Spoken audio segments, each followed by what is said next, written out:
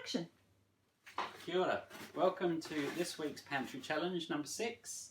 So today we have peas and we have rice. So from that, I'm thinking we could make risotto, a classic Italian dish. So we have here, this one is like a medium grain rice. Yep. And we just have peas. So I've already got a few peas out. I've made this just into a puree. I've literally got the peas and whizzed them up. You could mash them if you don't have a whizzer. Have a couple of cloves of garlic, half an onion chopped, some butter, and a little bit of cheese, parmesan. But if you any cheese you can lay your hands on if you can't get parmesan. Yeah, great. Right. So what we're going to do is, because risotto takes 20 minutes to cook, we don't want to boil you for 20 minutes. So I've part cooked this. So I'm going to show you how to start it off, and then we'll finish it off with the part cooked stuff. Lovely. Right. Let's go. So we just warm up our pan, and what we're going to do is we're going to get a little bit of butter and oil and sweat off our onion and garlic. So there's 3/4 of a cup of rice there, and basically you want about 3 times. So I've put 3 cups of water in here, Okay. or stock. Obviously stock if you can do that. If not, water is absolutely fine. And again, if you've got any hard herbs, so soft herbs are like parsley and coriander, and then hard herbs are stuff like thyme and rosemary. Okay. So you can always chop that up and put it in there. But again, I'm doing it pantry challenge style, so we don't always have access to those things. So the quickest way to do, if you're making stock, if you've got stock cube, or if you're making fresh with bones or whatever, but use a kettle, and put your 3 cups of water in the kettle, have that boiling. I've just got a pan here with some already. Yeah, so let's crack on with me, start waffling on. So a bit of oil. Generally, obviously in Italy, they'd use a bit of olive oil, and then they'd use a little bit of butter as well. So we'll just do the same. So oil and butter. Oil and butter. We're just going to melt that down, and then we're going to add our onions and garlic. It doesn't have to be boiling hot, because what you want to do is cook the onions and garlic just till they're translucent, just till they're just cooked. So we'll literally just put our onions and garlic in there. Okay, so yeah, we're just finishing off sweating these onions and garlic, and as I said, we've got the water or stock, and then next we're just going to add our rice to it. So we just get our risotto rice. This is just 3/4 of a cup, because we're just doing a small amount today. Like, yeah, for family at home, there's probably a couple of cups. That'd be more than enough. So all we do is we get the rice and just roll it in the butter and the oil. A little bit of salt, just a little pinch of salt, a little bit of ground pepper if you like a little bit of spice. And then now to this we would add our stock.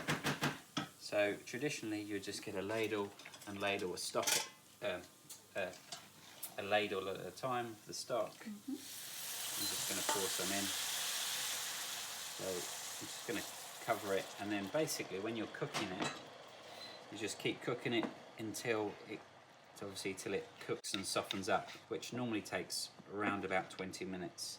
And it'll absorb the water. It just keeps absorbing the water, and you just keep adding. As I said, if you always have a bit too much stock or a bit too much water, that's great. And then you just, as you're doing it, as I say, you see it to start plumping up. This is obviously, it's not even anywhere near. So after about 20 minutes of doing that, or less than that, most probably 15 minutes of doing that, and then it's basically ready. So I've got some here that I've already pre-cooked, and I'll show you that in 1 second. Oh, it gets a bit complicated, this cooking lot, doesn't it? Even for me, and I'm supposed to be a trained chef. There you go. Right, so yes, so this, say, it's been cooking for, say, around about 15 minutes now. And then obviously with your peas, and your pea puree, we'll put that in towards the end because you want the lovely colour and the flavour from the peas. I would never normally cook the peas in till at the very end. Right. It's the same as if you were going to do, you could do the same with pumpkin, any vegetables, broccoli, you could do whatever you want. Right, so now to this, I'm going to add my peas. I'm going to add my pea puree. And the main thing with all of these things is the seasoning. Always taste, season, taste. Yep. That looks delicious.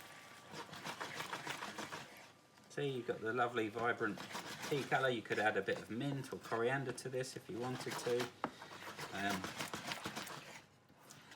And then always with a risotto, classically you'd always add your cheese and butter to enrich in it at the end. So you'd get it nice and hot, then you'd turn it off, and then you'd add the butter and the cheese at the end.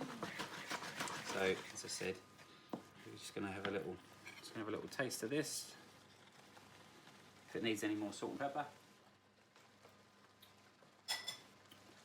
I'll just add a little tiny bit more salt, because remember, we salt in the cheese and salt in the butter. Right. I like a little bit of spice, so I'm going to add some pepper in mine. So you see, it's quite, you know, with risotto, generally it'd be quite sloppy. You put it on the plate, and there's another word in French called légère, which just means like soft and gooey. But we're in Italy, we're not in France. So yeah, you get it nice and hot, then add your butter and your cheese, take it off the heat, and then just mix it in. And again, just taste it to make sure it's nicely seasoned. It smells delicious. And there's your pea risotto. Actually, we can just put it back into that bowl. Oh yeah, nothing wasted.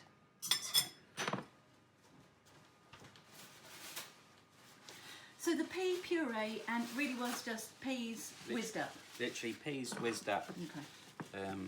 Yes. That's it. Right. Yeah, so you see it's all the butter and all the cheese is gone now.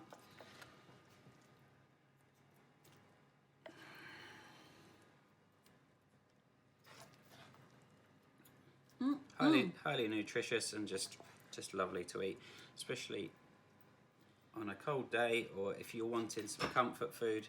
Yeah. And filling. It definitely is filling. Yep. There we have our pea risotto. Wonderful. Thank you, Ed. That's tremendous. I should do a little... Thanks for having us today. Happy cooking. Signing off. Lovely. Thanks, Ed. Cheers.